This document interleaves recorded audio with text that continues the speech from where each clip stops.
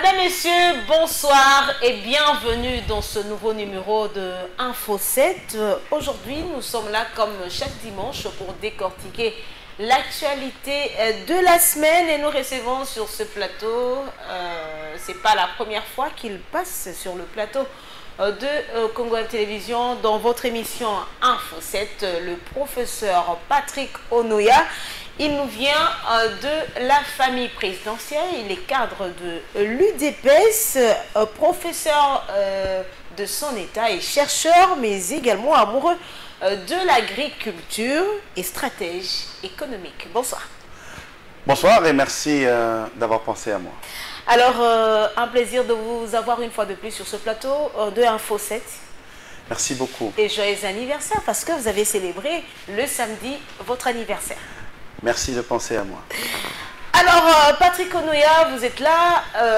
Dites-nous, vous êtes initiateur du projet 1 hectare pour un étudiant. Qu'en est-il de ce projet? Merci beaucoup de parler de ce projet. C'est un projet qui nous tient à cœur. Permettez-moi très rapidement de parler de la jeunesse. Pourquoi nous avons pensé à ce projet? Ce projet est né à l'Université de Kinshasa, particulièrement à la Faculté des sciences économiques, où à l'issue du périple de 7 ministres, je pense, en Zambie et en Afrique du Sud, vous vous rappelez, sur la pénurie du maïs, les étudiants se sont questionnés de dire, mais qu'est-ce qui se passe? Et en son temps, Caméré était encore ministre de l'économie. Hein. Exactement, pour ne pas le citer. Voilà. Les étudiants nous ont questionnés en disant, mais on apprend que la RDC a 80 millions de terres arables, n'est-ce pas? Qu'est-ce qui se passe qu'on n'arrive pas à cultiver suffisamment de maïs pour nourrir le Katanga en général et le Kasaï qui, d'un point de vue culturel, sont les plus grands mangeurs de farine de maïs. Et la réflexion a commencé à partir de là. Et nous avons analysé, en analysant, nous nous sommes rendus compte que le problème était profond. Alors lesquels? C'est quel? La profondeur du problème, c'est que l'intellectuel congolais n'a pas réussi à intégrer, depuis l'indépendance, l'importance de l'agriculture. Et si nous remontons alors que sous d'autres cieux, c'est l'agriculture qui développe, et parmi quand même les éléments qui développent un pays. C'est même... c'est même l'élément moteur. Parce que si vous analysez, permettez-moi, je vais revenir sur 1 hectare pour un étudiant, parce que vous soulevez un point important. Lorsque l'on voit les grandes périodes économiques, qu'on appelle les ères économiques à travers le monde, on peut découper les grandes périodes économiques à travers le monde en 3. La première période, on appelle l'ère agraire, c'est-à-dire que la richesse des nations s'évalue sur base de la capacité d'un pays à produire, n'est-ce pas, les produits issus de l'agriculture. L'ère agraire, c'est l'ère de la Bible. Lorsque vous voyez dans la Bible, à chaque fois on parle de la richesse de Salomon, ainsi de suite, c'est cela. Et puis après, vers le Moyen-Âge et un peu plus, est venue la deuxième ère économique qu'on a appelée l'ère industrielle.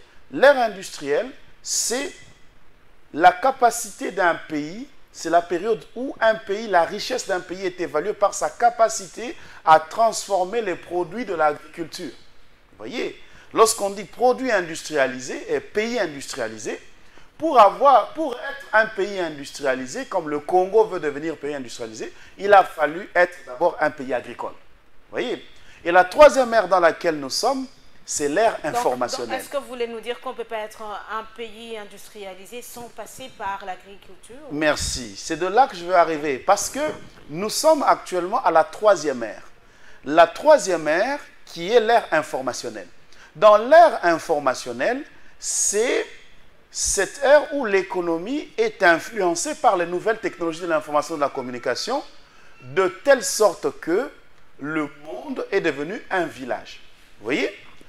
Le monde devenant un village, les grands producteurs industriels profitent d'Internet, profitent de nouvelles technologies pour écouler leurs marchandises facilement dans des pays qui ne produisent pas comme la République démocratique du Congo. Donc, ils font leur business dans d'autres pays comme la RDC. Exactement, de telle sorte que un pays comme la République démocratique du Congo peut se targuer d'avoir 4 à 5 milliards de réserves de change pour assurer l'importation, n'est-ce pas? Et nous importons grosso modo 2 milliards au moins de dollars d'importation par mois, s'il vous plaît. Mais alors, comment est-ce qu'on peut expliquer cela dès lors que la RDC a toutes les capacités qu'il faut? Merci, c'est ça qui nous ramène vers le projet 1 hectare pour un étudiant. Okay. Parce que si vous voyez, nous sommes dans l'ère informationnelle. L'ère informationnelle ne bénéficie pas à nous, la République démocratique du Congo. Alors, elle bénéficie à ceux qui ont planté et ceux qui ont transformé, qui nous vendent à nous. Donc, cette ère informationnelle dans laquelle nous sommes...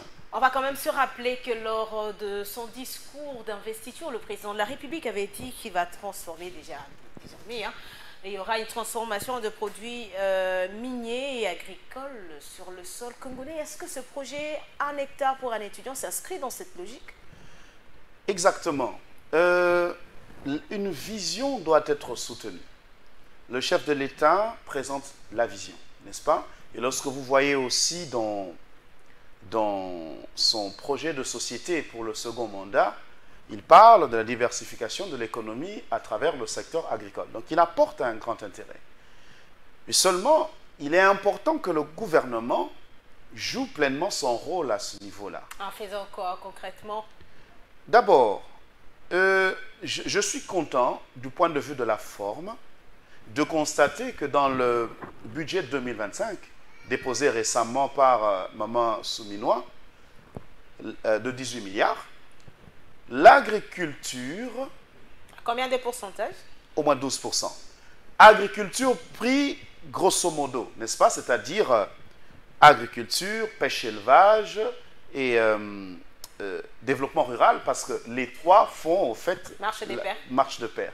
Au moins 12%. Est-ce que suffisant pour le défi à relever dans le secteur? 18%. À ce niveau-là, je dis bien sur la forme. Je pèse sur la forme parce que nous parlerons du fond.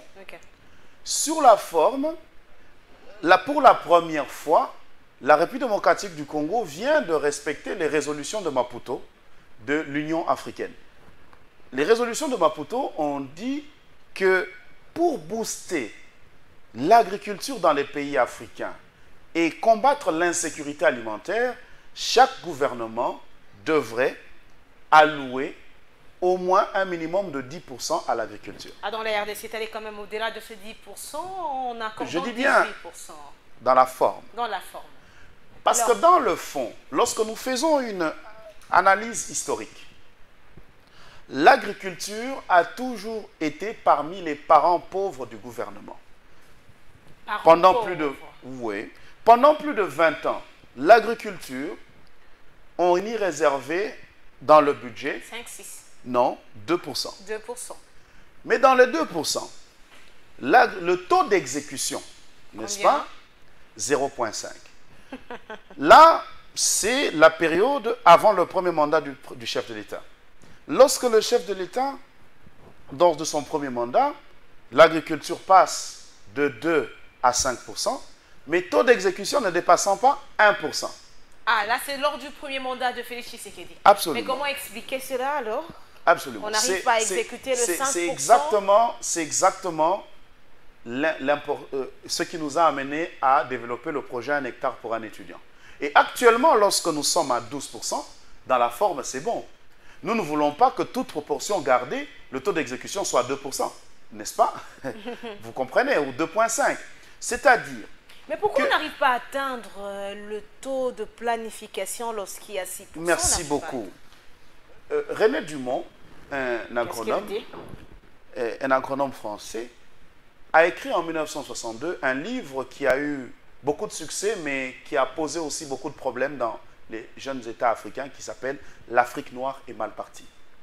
L'Afrique noire est mal partie, c'est un pays, et c'est un livre qui décrit comment les politiciens africains, lorsqu'ils accèdent au pouvoir après les indépendances, étaient préoccupés à singer le blanc, à croire qu'un homme respectable, c'est celui qui porte la veste, la cravate et tout ça. C'est pratiquement l'image que nous avons en RDC. Exactement. C'est comme ça qu'on constate que ce livre qui a été écrit en 1962 semble être d'actualité, n'est-ce pas? On est préoccupé à la cravate. Être tiré à 4 épingles. On développe des projets urbains. Au niveau étatique, nous continuons à développer des projets urbains pendant que la RDC est un pays rural. Parce que la RDC est à 80% rural, 20% urbain. Et comment expliquer que les intellectuels congolais qui sont au pouvoir, depuis la nuit des temps, continuent toujours à réfléchir lorsqu'ils proposent des projets? Ils les proposent toujours, lorsque vous analysez dans les faits, généralement pour le milieu urbain. Alors revenons quand même à ces projets, 1 hectare pour un étudiant aujourd'hui. Merci beaucoup. J'étais en train d'atterrir en disant que c'est toute cette problématique pour dire. Un ami aime dire que le Congolais a une brique dans la tête. Lorsque vous avez votre premier emploi, ce que votre maman vous dit, c'est que mon fils, lorsque tu as l'argent, achète une maison. Très peu de mamans conseillent à leurs enfants, mon fils, lorsque tu as fait l'agriculture. Comprenez? Or, nous avons un sol riche et nous allons quémander chez les voisins. Et nous avons compris que c'est à cause d'une insuffisance de la culture agricole chez l'intellectuel congolais. C'est ainsi que le projet 1 hectare pour un étudiant vise son premier objectif, c'est développer la culture agricole. Nous pensons qu'un étudiant qui a mis la main à la pâte dans l'agriculture, pire encore, parenthèse, le doyen de la faculté d'agronomie de l'Université pédagogique nationale UPEN nous a dit en passant un jour qu'il donnait cours chez lui au village, là-bas vers Lodja, des étudiants en agronomie qui ne savent pas payer les frais. Alors il leur dit, mais je ne comprends pas, vous êtes étudiant en agronomie. Si vous dépensez, si vous faites 1 hectare de manioc, 1 hectare de manioc, vous dépenserez peut-être autour de 700 à 1000 dollars et vous gagnerez 3 à 4 000 dollars. Même si vous n'avez pas de quoi faire 1 hectare, vous pouvez faire la moitié d'un hectare ou le quart d'un hectare. Ça vous procure suffisamment pour payer les frais. Vous voyez, alors, il nous faisait voir que même les étudiants en agronomie ne sont pas très préoccupés par la pratique. Donc, il y a une déformation mentale qui nous amène à être dans la situation dans laquelle nous sommes. Alors, en quelques mots, le projet 1 hectare, un étudiant, comment faites-vous? D'où vous viennent toutes les terres que vous êtes en train d'octroyer? C'est à ce niveau-là que je vais saluer l'initiative de l'actuel ministre de l'Agriculture, le ministre d'État, Grégoire Mouchaël Mouton, qui vient d'octroyer 5000 hectares, n'est-ce pas, au projet 1 hectare pour un étudiant. Et à ce stade, nous enregistrons dans notre base de données au moins 1400 souscripteurs. Et il ne se limite pas là. Nous allons encore avoir des semences, nous allons avoir des fertilisants et des tracteurs, donc nous nous apprêtons pleinement. Mais il faut savoir que nous avions eu une phase pilote, n'est-ce pas? Où nous avons, l'année passée, et c'est où? À Songololo. Okay. Oui, à ce niveau-là, nous avions commencé un site pilote où nous avions fait 5 hectares de manioc et 2 hectares de maïs, qui était pour nous, n'est-ce pas, une expérimentation. Et à ce stade, avec le ministre qui nous octroie 5000 hectares dans les périphéries de Kinshasa, nous sommes allés pour faire, n'est-ce pas, 5000 hectares de terre avec l'appui du gouvernement. Et ça, c'est quelque chose à saluer. Est-ce que vous prévoyez étendre le projet à travers les RDC? Absolument. L'objectif, ce sont les 26 provinces, parce que nous pensons que... Mais il faut savoir qu'aussi le projet 1 hectare pour un étudiant a été étendu à 1 hectare pour un étudiant et 1 hectare pour chaque jeune. Parce que naturellement... 1 hectare pour chaque jeune. Comment ça se passe? C'est-à-dire que, par exemple, dans les 1400 étudiants, disons, bénéficiaires que nous avons actuellement, il n'y a pas que des étudiants, il y a aussi des jeunes. Il y a un formulaire en ligne que nous donnons, il suffit de le remplir, n'est-ce pas, pour être bénéficiaire de cela. Et il y aura des formations simples. Il suffit d'être jeune, savoir lire et écrire. Parce qu'au village, pour faire l'agriculture, on ne demande rien à quelqu'un, n'est-ce pas? Donc pour nous, c'est la volonté, il y a l'encadrement qu'il y a. Et ce que j'aime avec l'actuel gouvernement, il faut quand même l'admettre, le gouvernement souminois, c'est que nous avons cet accompagnement du ministre de l'Agriculture. Alors, pour les personnes qui nous suivent maintenant, intéressées par ce que vous voulez dire, avant de prendre ce premier dossier, qu'est-ce que ces personnes doivent faire pour vous contacter, pour être aussi bénéficiaires de ce projet? Il suffit, bon, il y a un numéro général, mais ils peuvent me contacter personnellement au pire des cas. Alors, est-ce que vous pouvez donner votre contact? Comme ça, ils vont... Oui, 081 288 57 31. Alors, espérons que vous répondez facilement. Et qui m'écrivent, c'est mieux. Sur WhatsApp. Merci. Est-ce qu'ils ont retenu ce numéro? 081 288 57 31. Alors, madame, messieurs, place à présent à ce premier dossier de notre rendez-vous de la semaine.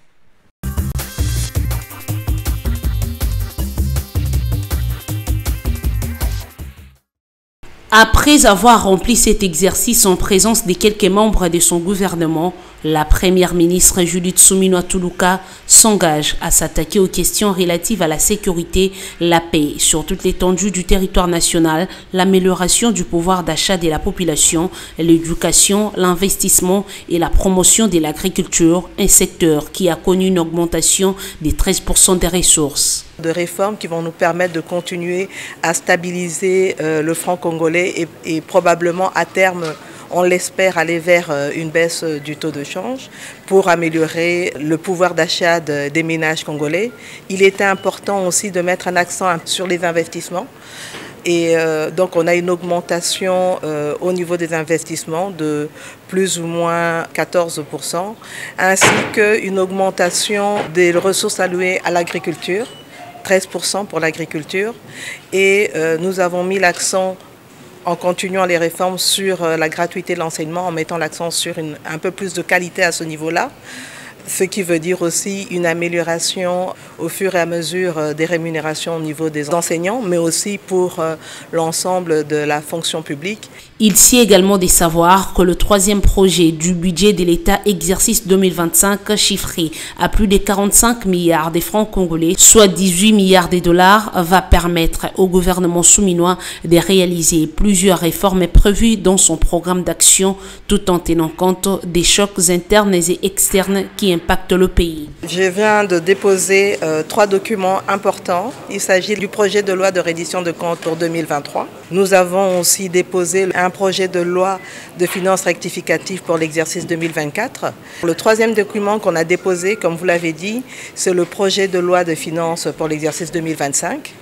Ce projet de loi, aujourd'hui, il est à hauteur de 49 847 milliards de francs congolais et ça nous donne une augmentation de 21% par rapport à la loi des finances 2024, la loi initiale telle qu'elle existe encore actuellement avant la rectification. Notons que pour le gouvernement souminois, l'un des principes directeurs de l'élaboration du budget est l'allocation des ressources avec efficacité et équité afin de garantir le fonctionnement harmonieux des institutions nationales et provinciales ainsi que des organes de l'administration du territoire et des souverainetés. Un budget assez réaliste parce que c'est un budget basé sur des données qui existent. Les données des recettes, mais aussi les données des dépenses. Près de 18 milliards de dollars et avec une augmentation de 21%, je pense que la Première ministre a tenu compte des progressions de recettes pour arriver à faire un budget de 18 milliards. Et moi, mon plaisir, c'est que ce budget vise des secteurs clés, des secteurs qui vont impacter positivement la vie des Congolais. Notamment les secteurs de l'agriculture qui a connu une augmentation jusqu'à 13%. Ce budget vise la continuité du projet de 145 territoires dans lesquels il y a la réhabilitation et la construction de routes de dessertes agricoles, dans lequel il y a la construction de plusieurs infrastructures de base. Moi, je pense qu'avec les efforts de tous les gouvernements, mais aussi les efforts de tous les Congolais, parce que ce sont les Congolais qui donnent de l'argent au gouvernement en termes d'impôts et de taxes pour que le gouvernement arrive à réaliser les projets qui sont les siens. Nous venons de Mbujimaï avec le premier vice-président du Sénat, José Kalala Wakalala, qui est notre autorité morale, donc l'autorité morale de l'Union pour le valeur du Tshisekedi, il a collecté autant de données. Il y a la route Mbujimayi-Kananga qui est en construction. Il y a la route Mbujimayi-Nganda-Njika-Kabinda. Il y a beaucoup de projets qu'il faudra que le gouvernement puisse financer assez pour que la population puisse se retrouver. Une session essentiellement consacrée à l'adoption de la loi des finances 2025, en présence du président de l'Assemblée nationale qui accompagnait tous les membres de son bureau, de la première ministre et son équipe gouvernementale, des responsables de la justice et des administrations civiles et militaires. Le speaker de la Chambre haute du Parlement, Jean-Michel Tsamalukonde, a appelé les sénateurs représentants constitutionnels de province à porter plus leur attention sur les crédits accordés aux provinces, plus particulièrement sur la matérialisation des projets retenus au profit des provinces. À propos de la situation sécuritaire, le président du Sénat relève l'implication probante de certaines multinationales d'une part et de certains pays voisins d'autre part, qui apportent leur soutien financier, logistique ou militaire aux groupes armés qu'il ne faut ignorer ni minimiser. D'où il appelle la communauté internationale à prendre des mesures concrètes pour mettre un terme à cette ingérence extérieure. C'est ici le lieu de lancer un appel à toutes les forces vives de la nation à se ranger comme un seul homme derrière le commandant suprême des forces armées et de la police nationale congolaise aux fins de parvenir à une résolution efficace et définitive de cette crise. C'est dans cette optique qu'il a félicité le président de la République, Félix-Antoine Tshisekedi Tshilombo, pour les efforts fournis dans le renforcement des capacités des forces de défense et de sécurité, afin de leur permettre de contrer efficacement cette occupation injuste.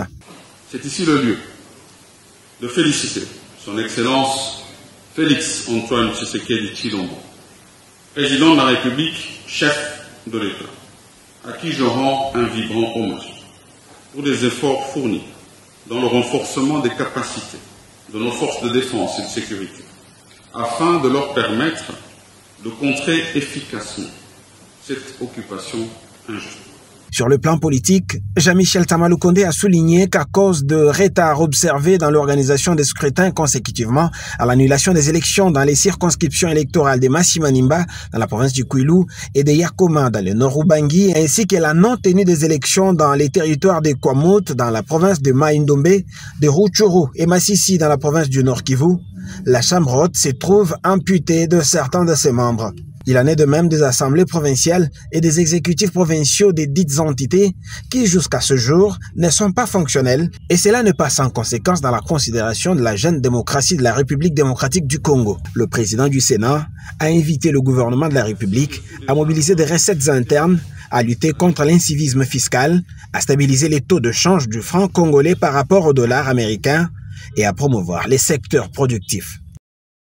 Dans la nuit du jeudi 19 à ce vendredi 20 septembre, l'Union nationale de la presse du Congo, principale instance d'autorégulation de médias en RDC, l'élection a eu lieu lors du 10e congrès de l'organisation au centre Nganda à Kinshasa. Dans ce nouveau comité directeur à la tête de l'UNPC, nous avons Kamanda Wakamanda Muzembe élu président. Le journaliste retraité de RFI l'a remporté avec 87 voix sur 153 votants contre 60 voix pour son concurrent Modeste Chabani. Cyril Kileba, élu premier vice-président avec 88 voix sur 151 votants devant Placide Tabasenge, 28 voix et Jack Asuka, 19 voix. Jespi Zegbia Wembulu, élu secrétaire général face à Pierre Mbouyou et Jonas Kota. Kitita Ndongo Rachel d'Actu 30, élu trésorière générale avec 90 voix sur 150 votants et 15 bulletins nuls devant Sylvie Bongo avec 45 voix. Ginoré Madetop Congo FM, élu conseillère au comité directeur avec 65 voix sur 141 votants, battant Michel Mankonko qui a obtenu 30 voix.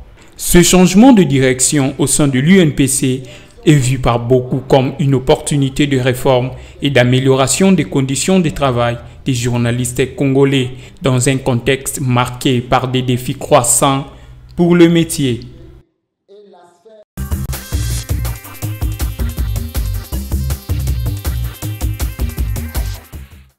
Alors, Patrick Konoya, vous avez suivi, la rentrée parlementaire a été donc effective et le gouvernement a déposé son projet de budget pour l'année 2025. Est-ce un budget réaliste?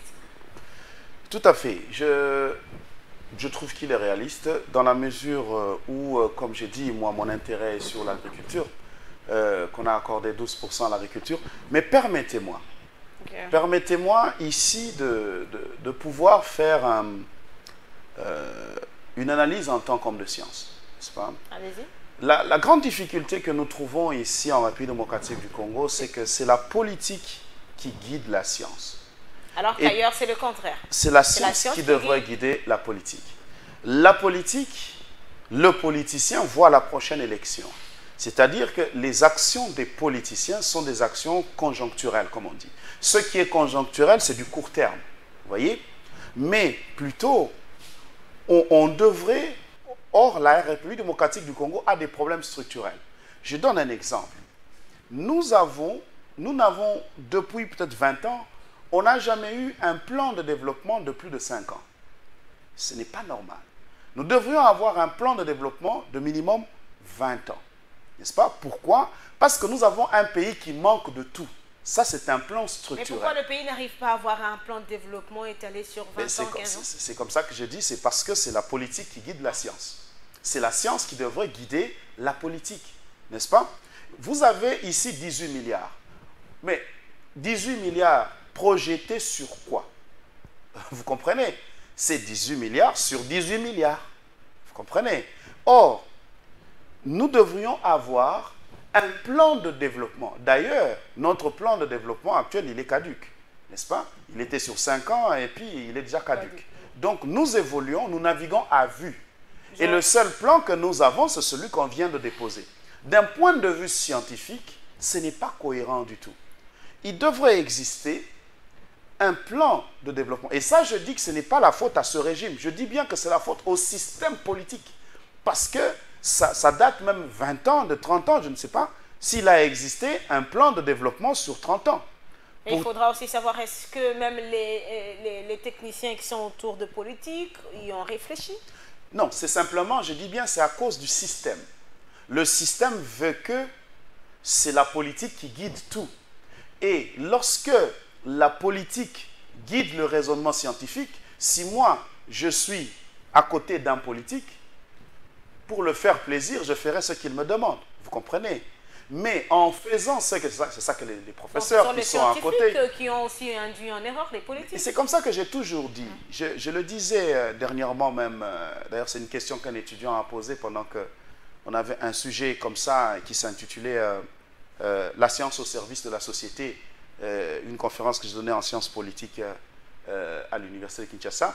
Un étudiant a posé exactement la même question. Moi je dis, il faut faire la nuance. Lorsque vous prenez un professeur d'université, que vous en faites ministre, vous en faites conseiller, il ne va pas produire, n'est-ce pas, le fruit attendu d'un scientifique. Pour la simple raison qu'il est inféodé. Ce qu'il faut, c'est que c'est le gouvernement qui pose son problème à une université, à un centre de recherche, n'est-ce pas, de lui donner des avis, je dis, indépendants. Alors que c'est comme nous voyons ailleurs, c'est plus la recherche qui dicte les actions gouvernementales. C'est-à-dire un nouveau gouvernement comme ça, comme Souminois, soumettrait, n'est-ce pas, son besoin à l'université. À l'université, dans chaque secteur, faites-nous des propositions, ainsi de suite. L'université fait ses propositions indépendantes, j'insiste. Parce que moi, UDPS que je suis, il suffit que je tienne un certain raisonnement pour qu'on me regarde, on me dit, est-ce qu'il n'est pas avec Nanga? Vous comprenez? Or, j'aurais donné peut-être un point de vue scientifique. Vous voyez? Voilà pourquoi il ne faut pas que ce point de vue-là soit personnel. Il faut qu'il soit impersonnel, n'est-ce pas? Et c'est ça qui nous manque, comme je dis. Et nous, chez nous, lorsqu'on est nommé ministre, lorsqu'on est nommé, je ne sais pas moi, DG, moi, je dis toujours, c'est comme s'il y a une intelligence infuse. Le Saint-Esprit déverse, n'est-ce pas, la connaissance et on connaît tout. Or, nous savons nous-mêmes comment nous arrivons au pouvoir.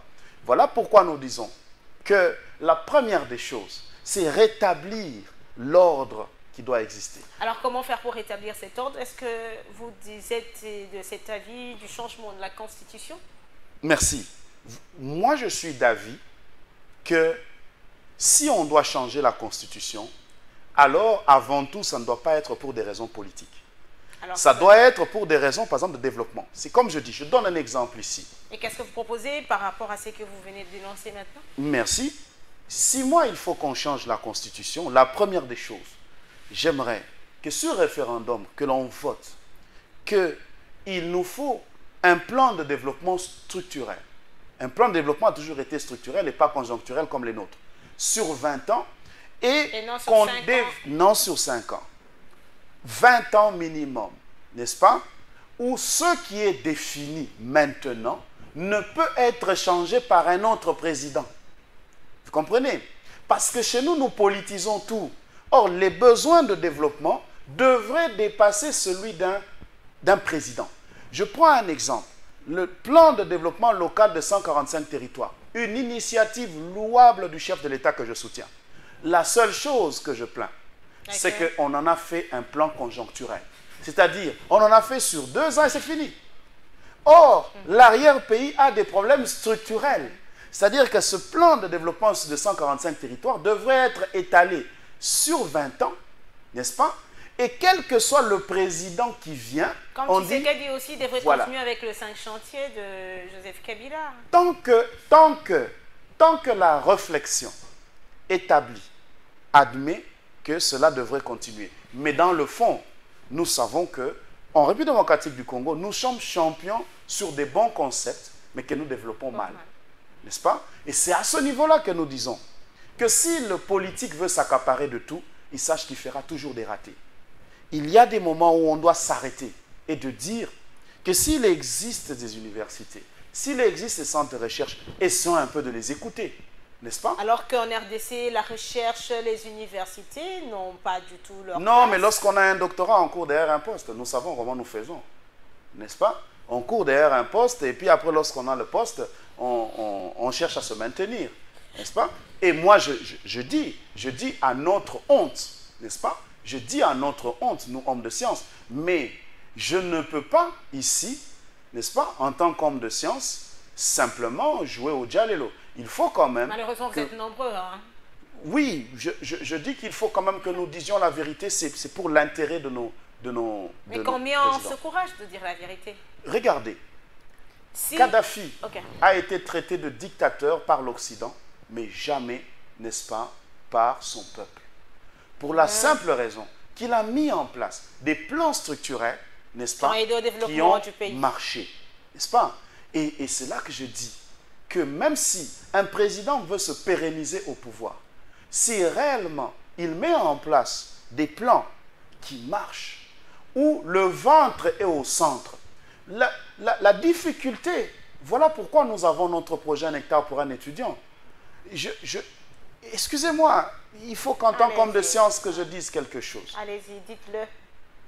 Nous disons tous que le problème fondamental est celui du ventre. Mais lorsqu'il faut agir, nous agissons avec la pierre, donc la construction. Je n'ai jamais su d'où vient le fait que c'est la construction, ce sont les travaux publics qui démontrent qu'un président a bien travaillé. Alors, parlons de la construction. Lors de son allocution d'ouverture de la rentrée parlementaire à la Chambre haute du Parlement, le président de cette institution, Jean-Michel Samaloukonde, a fait savoir qu'il était important de construire un autre bâtiment pour les parlements. Est-ce une priorité au regard des défis actuels et surtout les besoins sociaux du Congolais? Bon, il faut dire que d'abord le président Samaloukonde n'a pas dit que ça. Nuançons d'abord. Parce que généralement, lorsque ça se présente dans la population, on a l'impression qu'il n'a dit que ça. Non. Le président s'est préoccupé aussi, le président du Sénat Samaloukonde s'est préoccupé aussi du social des Congolais et il a émis aussi, n'est-ce pas, le vœu de voir cette construction d'un nouveau Sénat. Mais est-ce qu'il devrait faire allusion à cette construction alors que le pays a vraiment besoin d'argent? C'est à ce niveau-là que nous comprenons le tollé général donne une température de ce que attend, n'est-ce pas, la population. C'est semblable au jugement qui est fait sur le gouvernement souminois. On sait tous que on ne peut pas, comme on dit, Rome n'a pas été construit en un jour, donc on ne peut pas, il y a des choses que le gouvernement souminois ne peut pas faire aussi du coup, mais simplement nous constatons au fait que la population a des besoins. La population a des besoins et ce dont a besoin la population, c'est d'abord être rassurée. C'est-à-dire qu'il est important que même dans les propos, n'est-ce pas, des dirigeants à quelque niveau que ce soit, que de savoir que la population veut être rassurée. J'ai vu dans les commentaires dans une chaîne de télévision, je vais donner juste une petite image parce que je vais revenir sur Sama, c'est Sama Lukonde, c'est de lui en fait que je parle.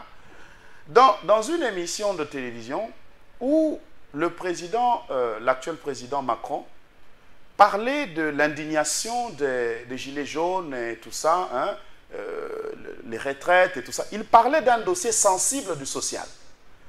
Mais au début de l'émission, il avait une montre. Et cette montre-là coûte très cher. Et maintenant, dans les critiques, on a vu comment le président a commencé avec la montre, il a fini sans la montre. Pourquoi? Parce que je crois que c'est un de ses conseillers en communication lui a fait remarquer, parce que tout est communication. On ne peut pas communiquer. Il y a une situation où les gens se plaignent de leur avenir, ils sont inquiets, et toi, tu trimbales ta montre à 100 000 euros. Vous comprenez un peu? Les gens, ils auront l'impression que vous êtes en train de vous moquer d'eux.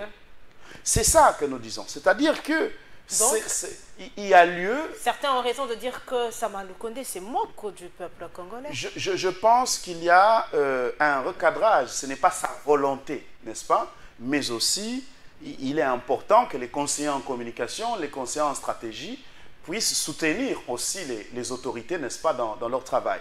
Parce qu'à ce jour, s'il vous plaît, si vous ne sentez pas la galère, alors peut-être vous n'êtes pas en République démocratique du Congo. Et il est important que les dirigeants, dans les actions qu'ils posent, qu'ils rassurent. Nous disons bien, on n'a pas dit pour le moment ici de dire que faites des solutions miracles. Rassurez la population et démontrez, n'est-ce pas, que vous êtes ensemble avec la population dans leur souffrance. Alors, il est important quand même de le signaler. Aujourd'hui, l'Union nationale de la presse du Congo a une nouvelle équipe chapeautée par Kamanda, un ancien correspondant de la RFI.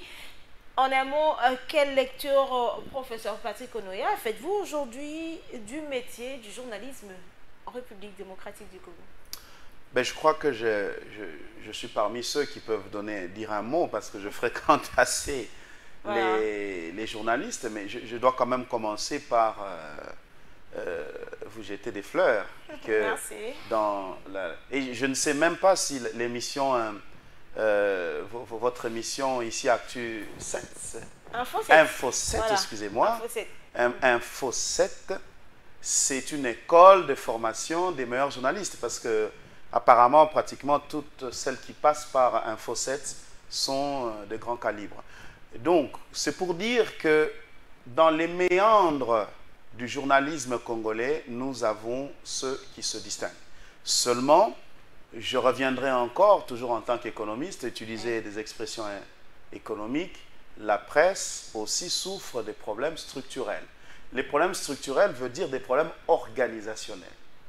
La presse souffre des mêmes maux que souffre la République démocratique du Congo. Il est important aussi, ça c'est mon conseil au président, de mettre en place aussi un plan au moins sur 20 ans. Parce que les maux dont souffre la presse ne peuvent pas se résoudre en un claquement de doigts. Mais si il y a un plan et que l'on tente d'exécuter, nous pensons que dans 5 ans, dans 10 ans, nous allons voir que les choses vont évoluer. Donc... les 5 ans sont insuffisants. 5 ans totalement insuffisants, ça ce sont des plans conjoncturels. Et les plans conjoncturels sont des plans politiques. Il est donc important que la nouvelle équipe développe des plans, pas pour eux, mais pour les générations futures. Et qu'il y ait un consensus sur un point clé que les autres présidents, comités qui viendront ne devront pas changer. Presque tous les domaines se sont inspirés de la politique. Hein, c'est malheureusement, c'est voilà pourquoi je dis que c'est la politique qui tire la science, c'est la politique qui tire tous les secteurs. Et ça explique la débâcle du pays. Madame, Messieurs, place à ce deuxième dossier.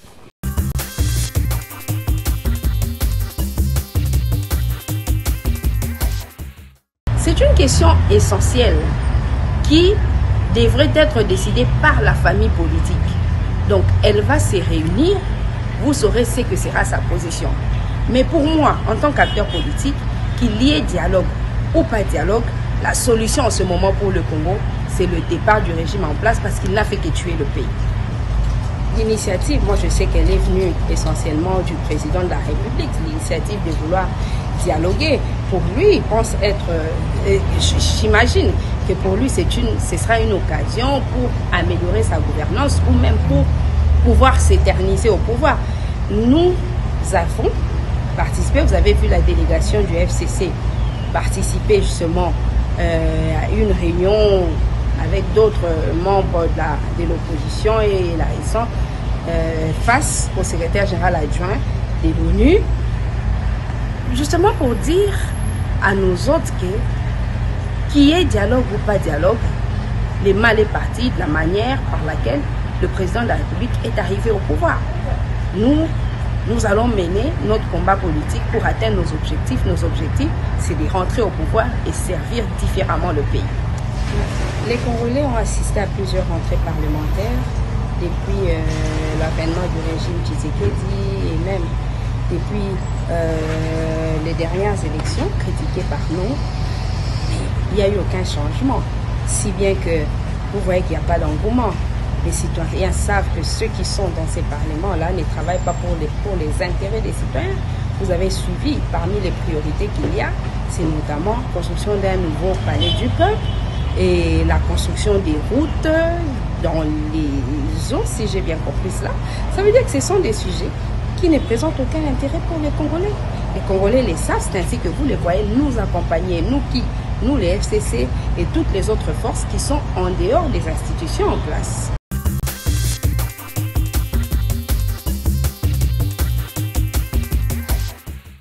Alors, Congo Airways a obtenu un moratoire de 90 jours pour éviter la perte de son certificat aérien.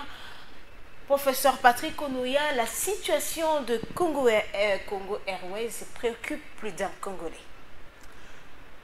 Bah, écoutez, je disais bien que moi, je vais rappeler d'abord qu'ici, j'interviens avant tout comme scientifique, n'est-ce pas? Oui. Et non comme politique. Donc, ceux de ma famille politique, un peu d'indulgence, c'est le prof qui parle. je le dis avec tristesse, n'est-ce pas? Le secteur aérien, ou aéronautique de façon générale, c'est l'un des secteurs les plus exigeants, n'est-ce pas? C'est-à-dire que résistent ceux qui démontrent une capacité organisationnelle élevée, n'est-ce pas? Et ceux qui ne sont pas suffisamment organisés, suffisamment structurés, n'est-ce pas, ne peuvent pas tenir dans le secteur de l'aviation. Et nous constaterons ici qu'on a l'AC, et Congo Airways à peine devrait, je crois, fêter ses 10 ans l'année prochaine, parce que je crois que c'est en 2015 que cela a été créé, si j'ai bonne mémoire. Donc 2025, nous devons avoir les 10 ans. À peine ces 10 ans, d'ailleurs, on entend parler d'une possibilité de créer... Eh bien, le Conseil de ministres en a même parlé et le porte-parole a annoncé déjà le premier vol inaugural d'une nouvelle compagnie Air Congo. Ce sera pour le 1er décembre 2024, alors que l'acte constitutif pour la création de cette compagnie a été signé le 3 mai 2022. Merci beaucoup.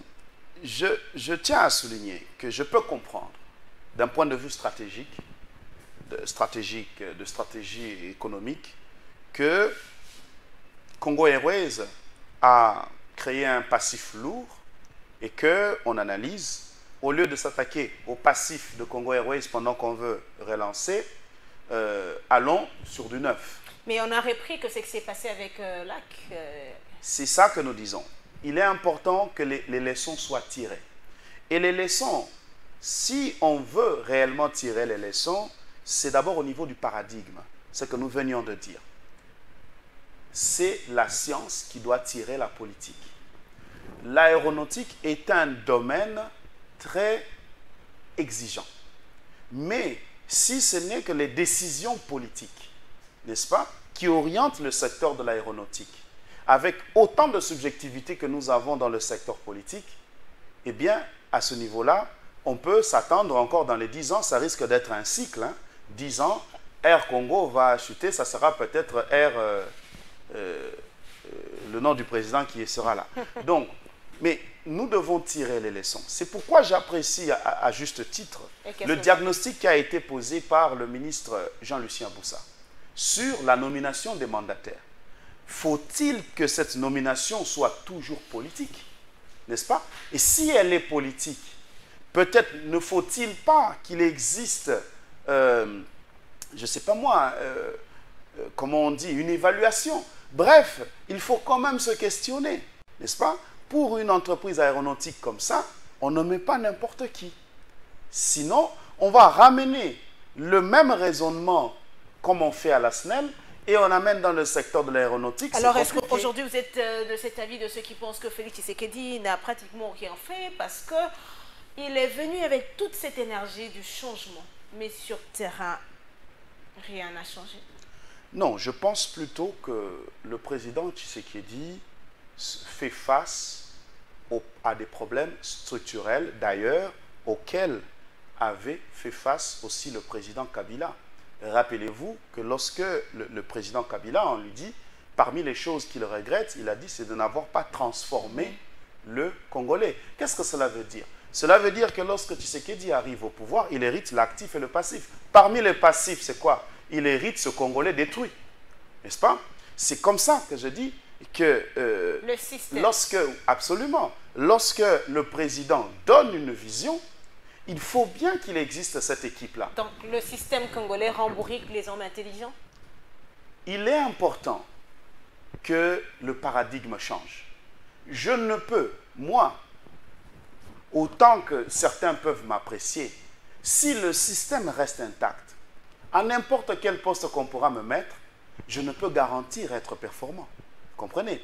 Parce que le système... Vous serez englouti dans le système? Je ne peux garantir. Je ferai de mon mieux, mais je dis je ne peux garantir. Voilà pourquoi je mène déjà ce combat du changement de paradigme. C'est-à-dire qu'il faut laisser la place à la science. Il faut laisser la place au concept. Nous avons vu comme ça un président tel que le président Reagan avec l'école de Chicago, n'est-ce pas? L'école de Chicago avec le libéralisme économique, ainsi de suite. À chaque fois jusqu'à présent. Et là, il y en a eu plusieurs écoles, hein? Plusieurs écoles. Et vous voyez toujours que jusqu'à présent, ce sont les écoles scientifiques qui guident l'action des politiques. Et chaque école était complémentaire. Absolument. Et au regard des réalités du pays. Absolument. Et nous, ici, moi je dis toujours, allons dans le droit constitutionnel. On nous dit que cette constitution que nous avons, elle a été tirée du droit français et du droit belge, une fusion. Mais s'il vous plaît, messieurs les constitutionnalistes, à quand le droit congolais? À quand le droit constitutionnel congolais? Parce que nous savons que même la notion de chef, Mobutu, le président Mobutu a insisté dessus, même quand bien même nous sommes en démocratie, mais d'un point de vue historique, la notion de chef au sens africain et la notion de chef au sens français ou au sens belge n'est pas pareil, s'il vous plaît. Il y a une grande différence. Nous allons nous retrouver ici dans des difficultés juste seulement sur la notion de chef. Mais intégrons, n'est-ce pas, le droit, le droit constitutionnel congolais. Et si nous avons le droit constitutionnel congolais, provenant donc des recherches des Congolais sur la sociologie, sur l'anthropologie, sur l'histoire congolaise, afin de produire le droit constitutionnel congolais qui tient compte de nos origines. Et on a toujours retenu qu'il n'existe pas de développement caricaturé. La Chine ne s'est pas développée comme la France. ou les États-Unis. Mais la RDC veut se développer comme la France. C'est là qu'il y a la difficulté. Le modèle économique, moi je me rappelle, j'ai développé un modèle économique et de développement. Je l'ai appelé le modèle de Onoya. J'ai vu les gens toller. Comment tu... Attendez, s'il vous plaît. Lorsqu'on dit modèle de Friedman, modèle, ça n'a pas de problème, mais moi, modèle de Onoya, c'est un problème. Vous comprenez? C'est-à-dire que c'est une colonisation mentale. Donc, malheureusement, l'homme congolais, pour la plupart, reste encore borné dans cette colonisation. Mais pour sortir de là, c'est l'homme politique, le politique qui doit valoriser la science. Alors, Patrick Onoya, vous avez suivi Maître Arlette Odia lorsqu'elle parle du dialogue proposé par Martin Fayulu, alors que certains politiques acceptent cette proposition. Elle est catégorique et elle dit, nous n'avons pas besoin de ce dialogue, mais Tshisekedi doit dégager. Merci beaucoup. Vous savez, Arlette Odia est du PPRD et moi, je ne suis pas très étonné. Je vais répondre à deux niveaux. Le second niveau, ce sera un questionnement. Actuellement, le PPRD va dans l'opposition pure et dure. Et vous savez, les ténors de l'opposition pure et dure, c'est l'UDPS. Donc, est-ce que vous savez que Chadari était un membre de l'UDPS? Il a été un membre de l'UDPS. Et nous comprenons d'où il tire, n'est-ce pas, ces stratégies, les stratégies qui montrent qu'il a été bien formé à l'UDPS avant le PPRD. A été bien formé à l'UDPS. Absolument, absolument. Nous apprécions cela. Et nous comprenons aussi sur le second volet, nous comprenons mieux leur attitude lorsque nous analysons sur base des affirmations du chef de l'État sur l'autorité morale du PPRD. Lorsque le chef de l'État affirme haut et fort, ce n'est pas moi qui le dis, n'est-ce pas, le rattachement de l'autorité morale du PPRD. Vous parlez de Joseph Kabila? Absolument, à Corneille Nangaa. À l'AFC et au AFC de Corneille Nangaa. Je me pose la question si le pyromane peut devenir pompier. Donc, si nous considérons que le chef de l'État, comme on le dit, est la personne la mieux informée et qu'il a pu le dire haut et fort sur base d'un ensemble de renseignements, est-ce qu'on peut être étonné de voir la prise de position du PPRD? Alors, professeur Patrick Onoya, la situation qui persiste au sein du parti présidentiel, les deux camps, camp Kabouya, camp Deo Bissibou, ont demandé dernièrement pardon, mais les deux camps continuent à se regarder en chien et chat aujourd'hui, et sous un regard silencieux du président de la République qui continue sa marche sans les deux camps. Qu'est-ce que vous voulez faire comprendre à l'opinion? Non, je voudrais ça ici au niveau UDPS corriger. Ce n'est pas un regard silencieux, mais c'est un regard attentif. Pour la simple raison qu'à l'UDPS, on parle de la pyramide renversée. C'est-à-dire qu'à l'UDPS, on laisse place avant tout au débat démocratique sur les opinions. N'est-ce pas? Parce que l'autre camp, qu'on appelle, certains appellent le camp de frondeurs, présente un argumentaire, n'est-ce pas? Et le camp détenteur du pouvoir présente aussi un certain argumentaire. Alors, à l'UDPS, on dit que c'est la pyramide renversée. Le chef de l'État, d'ailleurs, dans sa position de chef d'État, la Constitution l'interdit de pouvoir influer, n'est-ce pas, sur les questions des partis politiques. Ça, c'est au niveau de la Constitution. Ça, c'est au niveau de la Constitution. Mais du point de vue de l'UDPS, on laisse la place au débat. Mais je peux vous assurer au moins une chose, c'est que très bientôt, vous allez voir que les conclusions seront... La Constitution l'interdit, mais lorsque les deux camps ont rencontré la veuve de Feu Etienne Tshisekedi, elle l'a bien dit, attendons le retour de Félix Tshisekedi, considéré comme la haute autorité du parti. Absolument. En tant qu'office du parti, il peut toujours dire un mot, mais il ne peut pas... il n'a pas le droit de s'afficher publiquement, d'interférer publiquement. Et c'est avant la Constitution, c'est contre l'esprit UDPS. L'esprit UDPS veut le débat. Et le chef de l'État lui-même l'a souligné, n'est-ce pas?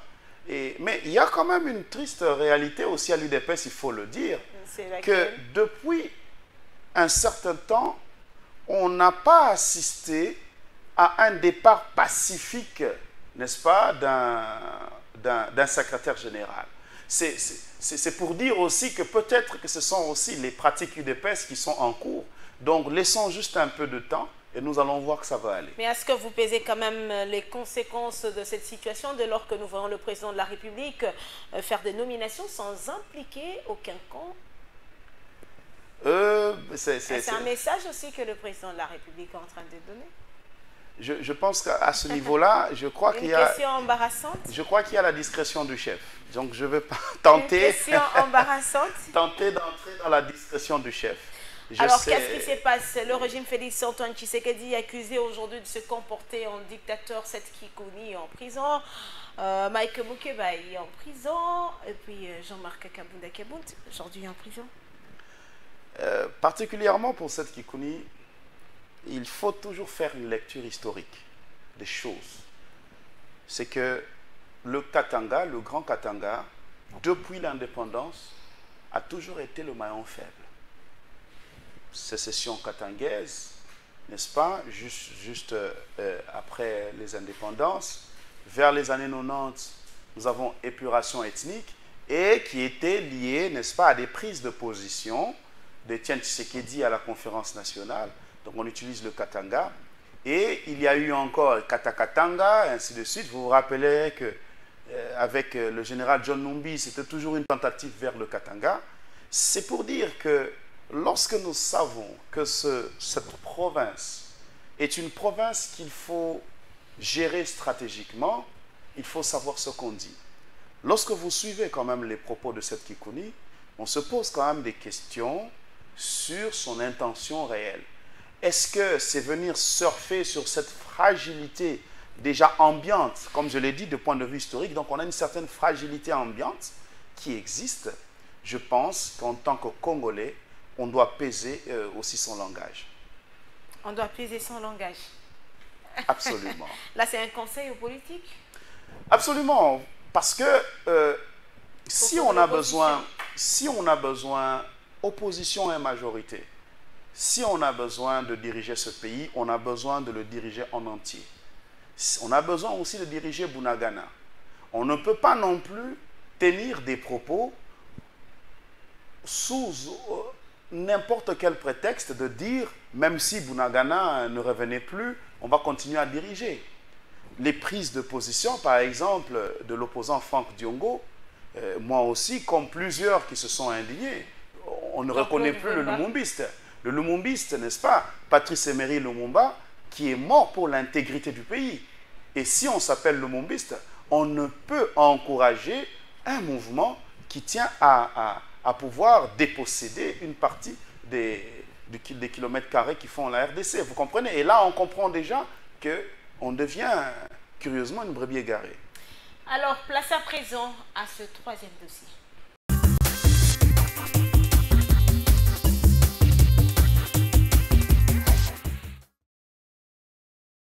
Cet engouement observé à ce jour au Palais de la Justice témoigne du soutien des agents du ministère de la Justice à la personne du ministre d'État à la Justice et garde de Sceaux. Le message de cette foule est clair, on est ensemble, il n'y a pas de souci. Après un temps d'absence dans les affaires de l'État en présentiel, suite à une inquiétude liée à sa santé, Constant Moutamba foule de nouveau ses pieds à son cabinet de travail.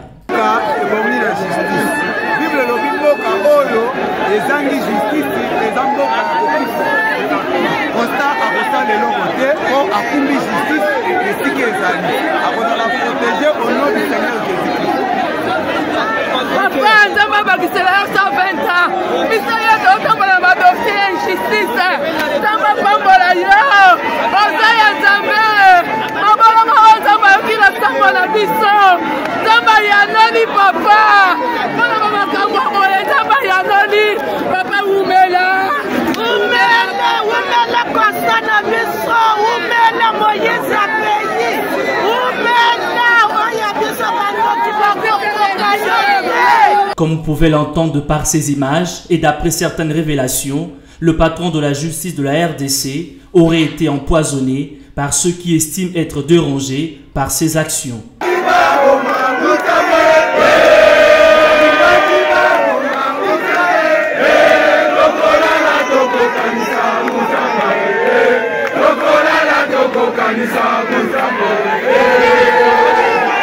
Rappelons qu'aussitôt pris le bâton de la justice, Constant Moutamba se veut être celui dont le souci majeur serait d'ordonner l'appareil judiciaire. Nous sommes très contents, heureux.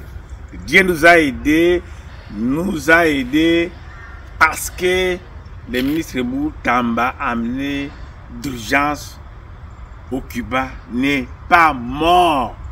Et il est revenu. Mais il est revenu au Congo là où il y a un trou très profond de ses ennemis. Ils sont et au gouvernement, et au parlement, et même parmi les collègues et tout. Mais maintenant il faut organiser sa protection. Cette protection va aider les pays. Toi et moi, on doit protéger les ministres Moutamba qui s'est inscrit dans la logique de Wazalendo. Nous devons faire une union très forte qui ne trahira jamais le Congo. Protéger Moutamba parce qu'on ne sait pas par où l'ennemi va commencer à mordre. Ils se sont préparés maintenant pour mordre d'une autre façon. Leur plan s'est inscrit, nous sommes au courant, dans d'autres dimensions. Ils vont utiliser d'autres méthodes de tuer les ministres. Et ils visent le président Tshisekedi. Protégez-les et nous attendons vraiment des réactions quant aux marches pacifiques pour démontrer au niveau des parlementaires qui ne peuvent pas signer des pétitions à la contre d'un de leurs jeunes fils, parce que la plupart sont des vieux de mon âge, de 62 ans et 3. Moi j'ai cet âge-là, donc Moutamba c'est mon fils. J'ai des enfants de cet âge-là qui sont des juges, des médecins et tout. Je ne devrais jamais que mon fils, médecin, juriste, ingénieur, soit abattu parce qu'après la science, il le démontre pour son pays. Et mes enfants me disent, papa, pourquoi allons-nous travailler au Congo? Regarde l'exemple d'un ministre congolais de cet âge qui est combattu par les vieillards. C'est ça le problème au Congo. Les magistrats sont souillés de velléités, de trahison. Et je me dis, Laurent Désiré Kabila a tout limogé. Il a limogé tous les magistrats. Et s'ils persistent avec leur pétition, j'en appelle à mon président Félix Tshisekedi qui m'écoute aussi, de limoger le Parlement, dissoudre ce Parlement, qui tarde d'ailleurs à mettre les changements de la Constitution à table. Ils sont revenus, mais on n'entend rien. Les échos du changement de la Constitution, ça y est où? 2 semaines après le carnage de la prison centrale de Makala, la vérité sur les auteurs des actes reste encore dans le secret de Dieu. Norbert Luyeye, président de l'Union des Républicains, n'est pas allé par 4 chemins pour désigner les pouvoirs en place comme seul responsable de ces drames. Plus de 2000 prisonniers sont passés par l'exécution sommaire. Toutes les femmes violées au pavillon 9. Les bâtiments administratifs et les dépôts de vivres saccagés et incendiés. Quelques Rwandais et les combattants de l'UDPS, force du progrès, condamnés ont été soustraits et libérés. Sur ce cas, nous ne pouvons pas chercher les auteurs de ces actes ailleurs. Le gouvernement à qui reviennent les pouvoirs et les devoirs de sécuriser les prisons et les prisonniers est responsable. Inutile pour nous de nous distraire et d'exiger une enquête qui n'aboutira à aucun résultat. Mais seulement, nous invitons le peuple congolais à bien garder ces dossiers comme tous les autres dans les tiroirs qui seront rebondis dans les jours à venir. Revenant sur les tueries enregistrées dans la partie orientale de la RDC, pour lesquelles la majorité des Congolais souhaite la tenue d'un dialogue, que ces assises soient convoquées par le président angolais João Lourenço. Il va s'agir, selon lui, un dialogue issu de l'accord cadre d'Addis Abeba. Pour apaiser les esprits des uns et des autres.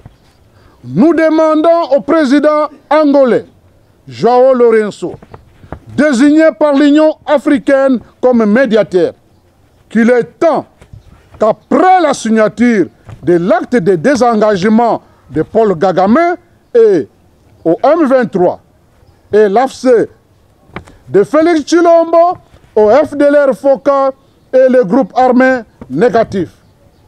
Il est souhaitable pour le peuple congolais d'annoncer le dialogue politique issu de l'accord cadre d'Addis Abeba.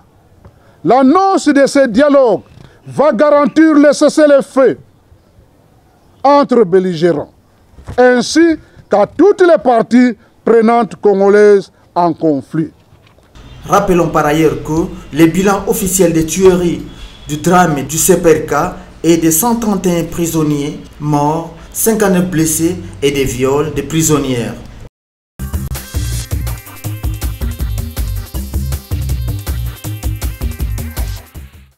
Alors, vous êtes cadre du parti présidentiel. C'est vrai que vous intervenez plus en tant que scientifique, mais vous avez quand même suivi Sylvain Mutombo lorsqu'il dit que nous apprenons, nous sommes, vous, quand il dit nous sommes, c'est-à-dire qu'il parle des cadres du parti au pouvoir, vous êtes de Tshisekédistes, mais Mutamba vous a corrigé. Je crois, connaissant l'excellence Sylvain Mutombo, c'est un homme qui n'a pas sa langue dans sa poche. Hein? Donc il sait dire parfois crûment les choses. Mais moi, je dirais les choses de façon beaucoup plus nuancée. Je sais qu'il est en train de faire allusion au fait que Constant Mutamba provient de l'opposition. Constant Mutamba est un ancien kabiliste. Donc, on n'aurait peut-être pas attendu cette fermeté, n'est-ce pas, cette détermination à pouvoir s'impliquer dans le rétablissement de la justice tel qu'on le voit. On aurait espéré, n'est-ce pas, un Tshisekédiste rompu être à sa place. Je pense qu'à l'africaine, il y a même un adage qui dit « Mwana muke abeta kambunda, nkolope abinaka ». Donc pour dire que tant que nous plaçons le Congo au centre, n'est-ce pas, au centre du développement, eh bien, nous pouvons tirer l'exemple de tout un chacun. Mais moi, je veux nuancer en disant que, revenons à la genèse. Qui a déniché Constant Mutamba? C'est un Tshisekédiste. C'est-à-dire que quelque part, il y a toujours aussi le mérite des Tshisekédistes parce que le chef de l'État est un Tshisekédiste. Plusieurs Tshisekédistes ont été quand même nommés dans les différents gouvernements. Plusieurs cités dans les détournements, la corruption, l'âge des recettes. Je pense au fait que les brebis égarées se retrouvent partout. Et sur 100%, 90 brebis? Non, je pense au fait qu'on ne sait toujours pas quel est le comportement d'une personne pendant la précarité et pendant la richesse. C'est souvent assez difficile de pouvoir le savoir. Mais au moins, avec le temps, on finit par dénicher le vrai du faux. Donc, disons-le, qu'on a eu un temps d'observation et même le chef, est déjà passé, et même le chef de l'État, il y a de l'espoir. Il y a de l'espoir parce que on ne sait pas aller dans le fond de la casserole ici dans les médias, mais nous pouvons dire qu'il y a de l'espoir et le chef de l'État, dans son pouvoir discrétionnaire, se permet, n'est-ce pas, d'aller même dans l'opposition pour trouver le fils du pays. Et c'est quand même une grande leçon, comme l'a dit Sylvain Mutombo. Absolument, absolument. Je pense aussi que dans la vie, il est important d'être humble. Hein? L'humilité, c'est la science des grands.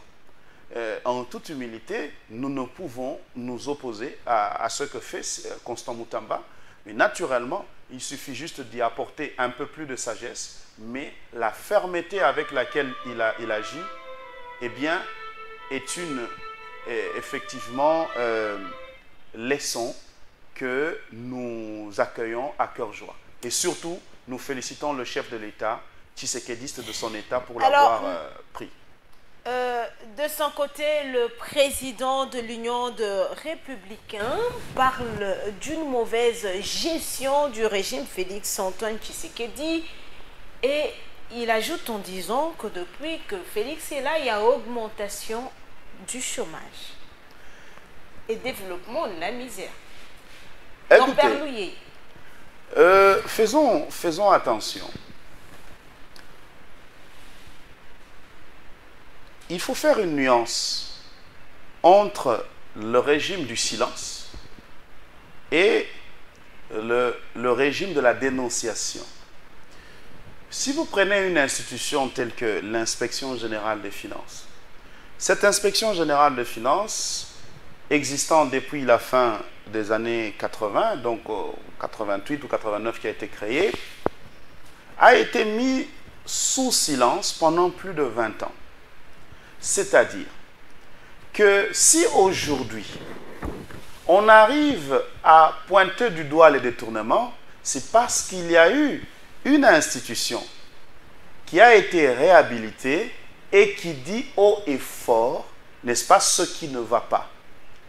Mais les gens ont tendance à croire qu'actuellement, c'est pire qu'à l'époque de Kabila, parce qu'à l'époque de Kabila, c'était le régime du silence. On détournait. Et on détournait même beaucoup. Et pour même bien détourner, on a empêché, n'est-ce pas, l'IGF de faire son travail. Donc, il faut bien que les bases d'analyse soient équitables. On ne peut pas comparer un régime du silence avec le régime de dénonciation. Ici, et si... Donc Joseph Kabila, c'était un régime du silence. Du silence où on volait, on pillait, et monsieur qui contrôle, Cour des comptes, IGF, ne dit rien. Et Félix Tshisekedi? Avec Félix Tshisekedi, on détecte les failles et on corrige. Voilà l'innovation. Qu'est-ce qu'on a corrigé? Mais attendez, les sanctions sont à différents titres. Moi, j'ai aimé la création, par exemple, de la cellule d'intelligence économico-financière à l'ANER, qui va venir en appui à l'IGF. Voici un ensemble d'innovations. Et il y a même un tribunal spécial. J'ai aimé le ministre Constant Moutamba qui parlait de ce tribunal qui devra se charger uniquement des questions de détournement. C'est-à-dire qu'en mettant en lumière la nature du Congolais, parce que là, ce n'est pas Tshisekedi, c'est la nature du Congolais. Attendez, lorsque vous avez un membre de famille qui est nommé, du coup, vous attendez à ce qu'il soit riche. Qu'est-ce que cela veut dire dans le subconscient du Congolais? Comprenez? Est-ce que votre oncle ou tante, la personne qui est nommée, est nécessairement tshisekédiste? C'est-à-dire que la corruption, le détournement est devenu une maladie endémique en République démocratique du Congo. Et Tshisekedi a eu le courage de mettre la plaie là où ça fait mal et de trouver le remède. Alors, au sein de l'Union sacrée de la Nation, ça brûle, hein, particulièrement dans l'Est de la RDC, dans la province du Sud Kivu. Qu'est-ce qui se passe entre l'AFDCA, l'UNC et l'UDPS? Des enfants d'une même famille. Merci beaucoup. L'Union sacrée de la Nation. Nous suivons de près la situation. C'est assez préoccupant parce que le Sud Kivu est juste voisine, la province voisine au Nord Kivu. Et nous savons déjà ce qui se passe au Nord Kivu. Et la suite logique serait un prolongement de la guerre, n'est-ce pas, dans le Sud Kivu. Ceci signifie au fait qu'il est important que tout le dispositif étatique du Sud Kivu soit en place. Le gouverneur serein avec ses services pour suivre de près la situation au niveau du Nord Kivu et d'éviter tout débordement, n'est-ce pas, des lignes de front vers le Sud Kivu. Donc juste pour dire avant tout que ce n'est pas une situation intéressante et je peux me permettre ici d'appeler mes aînés, particulièrement le professeur Bahati et le professeur Vital Kamere à analyser un peu cette considération. Mais alors comment peut-on expliquer cette situation dès lors que La FDCA de Modeste Bahati promet de bien clarifier au fait son appartenance dans l'Union sacrée de la nation, mais de l'autre côté, on l'accuse de vouloir s'encarparer de tous les postes dans le Sud Kivu. Je crois que c'est à ce niveau-là que la sagesse des uns et des autres doit fonctionner, n'est-ce pas? On accuse le président Bahati de pouvoir fonctionner en maître ayant pris la part du lion, n'est-ce pas, dans la gestion de la province du Sud Kivu. Ça, c'est d'une part, mais d'autre part, il se plaint de ne pas avoir. Certains se disent, eh bien, ce qu'il a manqué dans le gouvernement ou dans les mandataires, il a pratiquement dans la province parce qu'il gouverne sans partage. C'est à ce niveau-là que je pense que la sagesse des uns et des autres doit primer parce que, j'insiste, la province du Sud Kivu, elle est voisine à la province du Nord Kivu. Je ne sais pas. Est-ce une preuve d'un leadership faible à la tête de l'Union sacrée de la nation? Non, non, pas du tout. Alors? Je pense que le chef de l'État est un leader démocrate, n'est-ce pas? Et qui permet à chaque fois aux gens de pouvoir s'exprimer. Mais je pense aussi que les différents leaders cités sont suffisamment matures pour que la voix de la sagesse prime. Madame, Messieurs, ce dernier dossier de notre rendez-vous de la semaine, la situation sécuritaire dans l'Est de la RDC.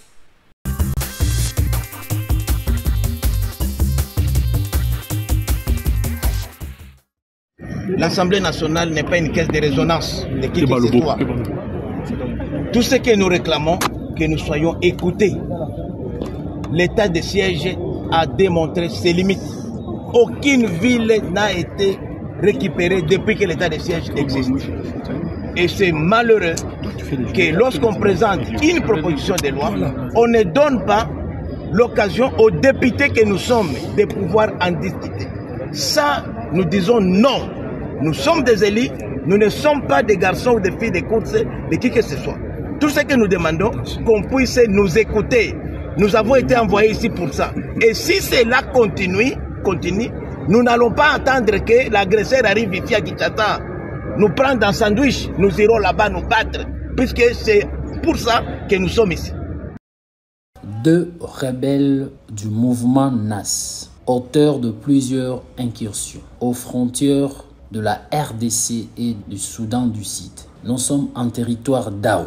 Les forces armées ont mis la main sur deux rebelles de ces mouvements NAS. Emmanuel Odou et Daniel Madiani sont tombés dans le filet de forces armées de la République démocratique du Congo. Ces rebelles, munis de leurs armes, ont été récupérés par les forces armées de la République démocratique du Congo avec un lot important de munitions. Pour le moment, ces rebelles NAS sont entre les mains de services de défense et de sécurité de la RDC avant leur évacuation au secteur opérationnel Ituri. Au nom du commandant des opérations, lieutenant-général Luboyan Kanchama Johnny, nous encourageons tous les éléments de forces armées engagés contre les groupes armés dans leur traque, interne ou externe, dans les frontières où vous êtes. Poursuivez tout cela qui menace l'intégrité du territoire national. Poursuivez,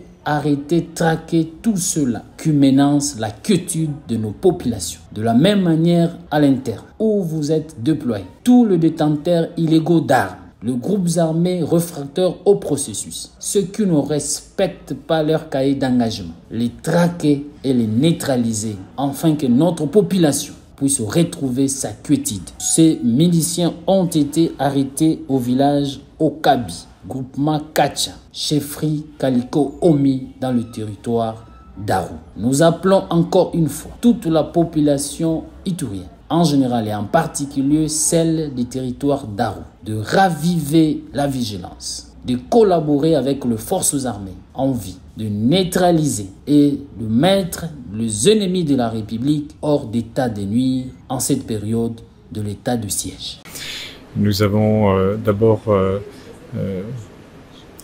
remercié Madame la Première ministre pour l'excellente qualité des relations qui se sont déjà établies entre les Nations Unies, entre la MONUSCO et son gouvernement, et elle-même en sa qualité de Première ministre. Et nous avons parlé des efforts diplomatiques en cours, de la manière dont nous pourrions travailler ensemble pour faire avancer ce processus. J'ai évoqué le soutien politique des Nations Unies et aussi opérationnel à ces efforts de paix, à travers notamment le soutien que la MONUSCO va apporter au mécanisme de vérification et de suivi, mécanisme ad hoc pour le cessez-le-feu. Nous avons parlé du travail que la MONUSCO va faire pour apporter son appui à la force de la SADC, SAMI-DRC, et en plus, bien sûr, de la poursuite des missions fondamentales qui ont trait notamment à la protection des civils. Nous sommes convenus qu'il était important non seulement de continuer à travailler ensemble dans la perspective de la définition des prochaines étapes du désengagement de la MONUSCO, des engagements responsables, graduels, qui doit être adapté aux réalités du terrain, adapté aux évolutions sécuritaires et politiques. Et nous sommes convenus aussi de l'importance non seulement de rester étroitement coordonnés, mais aussi de l'importance d'une communication coordonnée qui reflète l'excellence de notre coopération. Donc voici en quelques mots quelle a été la teneur de cette discussion qui a été très utile et qui a vraiment témoigné encore une fois de l'excellence des relations établies avec ce gouvernement.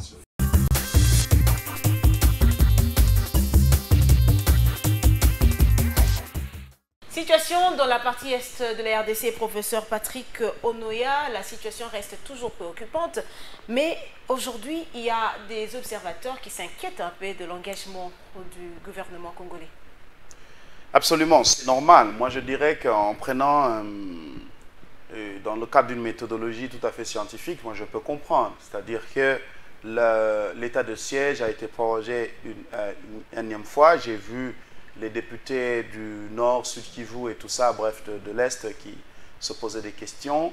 Et je crois il faut aussi signaler que lors de la plénière du jeudi passé, les élus de l'Ituri, Nord Kivu et Sud Kivu ont boycotté la séance qui devrait proroger pour la énième fois l'état des sièges. Absolument. Je pense que ceci appelle à une évaluation, une seconde évaluation sincère. Il faut qu'on fasse des évaluations, j'insiste, sincères. Parce que nous ne sommes pas une évaluation politique. Parce que si l'évaluation est faite de façon politique, nous risquons d'être un peu complaisants. Il faut une évaluation sincère de l'état de siège, de l'état d'avancement et de voir les rectificatifs nécessaires. C'est très important. Le coup de gueule, n'est-ce pas, des députés du caucus de l'Est, là, c'est un coup de gueule qui mérite d'être écouté. Parce qu'il faut évaluer et analyser ce qui ne marche pas. Même à l'école, hein, lorsqu'on est génie, il n'y en a pas un qui a eu 100%. Si vous avez eu 70%, on dit que vous avez distingué, mais cela veut dire 70% de connaissances, 30% d'ignorance. Et 30% d'ignorance, n'est-ce pas, en matière sécuritaire, ça veut dire des morts. Donc, même si l'état de siège peut être une bonne chose, il y a toujours des choses que l'on peut recadrer. Et j'appelle vivement, n'est-ce pas, à des séances d'évaluation pour tirer des résolutions claires qui peuvent nous permettre d'avancer. Mais qu'est-ce qui manque aujourd'hui à la RDC pour une riposte, notamment numérique, comme ça s'est fait sous d'autres cieux, notamment la partie rwandaise? Merci beaucoup. À ce niveau-là, sincèrement, sans mâcher, j'espère peut-être avec aussi la nouvelle classe dirigeante au niveau de l'UNPC, ils peuvent apporter des stratégies, en termes de stratégie, hein, ils peuvent épauler le ministre de la Communication. Nous apprenons qu'il y a plus de 1000 comptes Twitter, Facebook et tout dans les réseaux sociaux de l'AFC du Rwanda qui distillent à longueur de journée des fausses informations.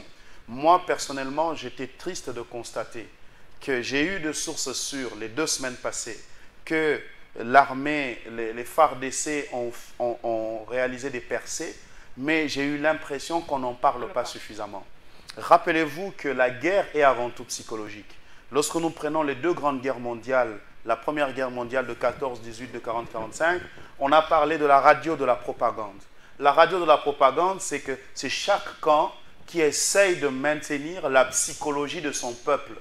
Eh bien, s'il vous plaît, créons les réseaux sociaux de la propagande.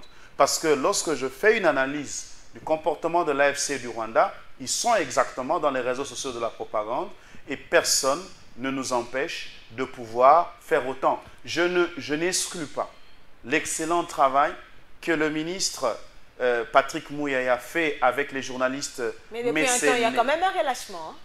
Ce n'est pas suffisant. Il y a d'ailleurs pire encore qu'il y a un relâchement. Nous l'appelons à reprendre les bonnes habitudes, mais s'il vous plaît... Les Congolais aujourd'hui ne sont plus à mesure de parler de la situation avec exactitude parce que absolument. Il y a un vide d'information. Et ça, nous ne mâchons pas les mots parce que la sécurité, ça nous concerne tous, majorité, opposition, n'est-ce pas, société civile.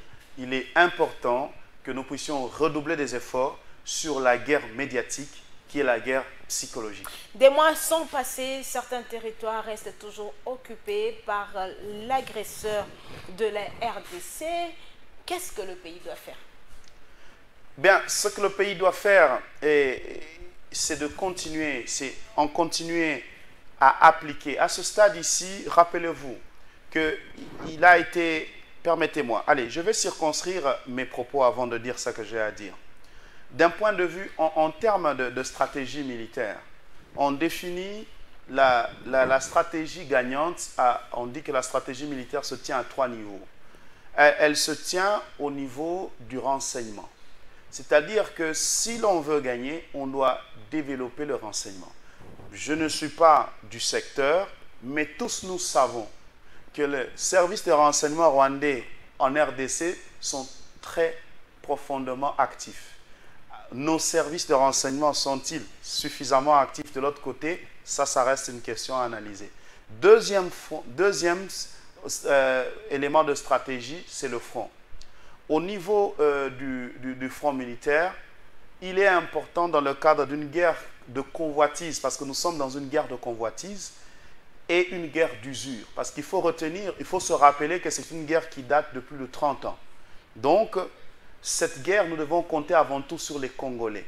Et 3, c'est la diplomatie. Il faut encore encourager le chef à faire ces 3 choses. Mais je voudrais insister qu'il faut compter avant tout sur les Congolais. Il faut compter sur les Congolais. Alors c'est complètement fini. Patrick Onoya, quand même un mot sur Kinshasa, dès lors que nous connaissons que parmi les 6 axes prioritaires du président de la République, il y avait l'assainissement des villes. Merci beaucoup. L'assainissement, nous souhaitons bonne chance au gouverneur Bumba. Kinshasa et Kobonga, c'est un vœu. Est-ce qu'il y a bien des signaux? Nous espérons. Moi, je l'ai suivi, j'aborde dans le même sens qu'un journaliste qui a dit que la chance aujourd'hui de Bumba, c'est qu'il peut parler sur des choses à venir, n'est-ce pas? Mais nous le souhaitons qu'en 2028, lorsqu'il faudra faire le bilan, on aura quand même des fruits. C'est une patate chaude. Il a été élu, qu'il nous démontre qu'il vaut la peine d'être là. Félix a promis les erreurs du passé ne reviendront plus. Cette phrase inquiète le Congolais qui estime qu'il n'y a pas de volonté dans ce sens. Non, faites attention. Alors, c'est comme par exemple lorsqu'on dit que le gouvernement c'est UDPS. Il est important qu'un travail important se fasse aussi au niveau des patrons des regroupements politiques. Parce que tout ce qui se fait par le chef de l'État se fait en concertation avec les patrons des regroupements politiques. Est-ce que les patrons des regroupements politiques ont la volonté de changer? Ça, c'est une question qui reste en suspens. Mesdames, Messieurs, c'est complètement fini ce numéro de Info 7. Professeur Patrick Onoya, vous avez quelques minutes pour vous adresser à cette population qui vous a suivi ce dimanche. Merci beaucoup. Je commence par vous remercier de m'avoir invité. Merci. Moi, je veux juste encourager la population à s'intéresser à l'agriculture. Il n'y a pas mieux que l'agriculture. Et aux politiques de dire qu'une réflexion, les travaux d'infrastructure, si elles se font dans le cadre d'une réflexion économique, elles sont beaucoup plus profitables, n'est-ce pas?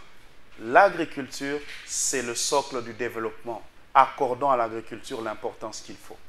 Alors, c'est complètement fini, madame, messieurs. Notre invité de ce jour, Patrick Onoya, est professeur d'université et chercheur, cadre du parti présidentiel UDPS, amoureux de l'agriculture et stratège économique. Merci d'avoir répondu à nos questions. Avec le plaisir de vous retrouver prochainement. Merci. Madame, messieurs, tout est bien qui finit bien. Eh bien, c'est l'heure, c'est complètement fini pour ce numéro de Info 7. Je cesserai de le dire, Info 7, une émission de Congo Web Télévision. Info 7, votre émission. Info 7, notre émission. Merci de nous avoir suivis et restez toujours fidèles sur Congo Web Télévision, la chaîne haute définition. Et on se retrouve le dimanche prochain pour un nouveau numéro de Info 7. Eh bien, au revoir.